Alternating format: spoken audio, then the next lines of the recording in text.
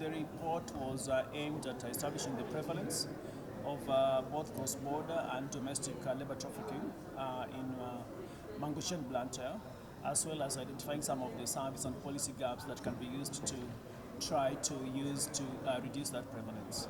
So in terms of the prevalence rates, we've noticed that in Blantyre, it's about 65%. In Manguchi, it's 75%. That is for cross-border labor trafficking. But we see that for domestic, it's about 10%, like across board, right? So basically, it seems like the prevalence of cross-border labor trafficking is quite high.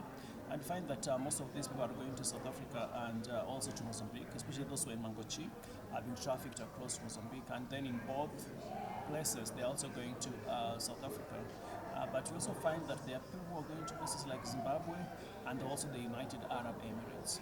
And we find that some of the factors that are associated with the trafficking is just lack of economic opportunities. Young people are a little bit desperate in terms of trying to meet their needs. They have no jobs, they do not have access to loans, they do not have access to capital to start a business, and so they are quite vulnerable to traffickers who can move them and then also exploit them.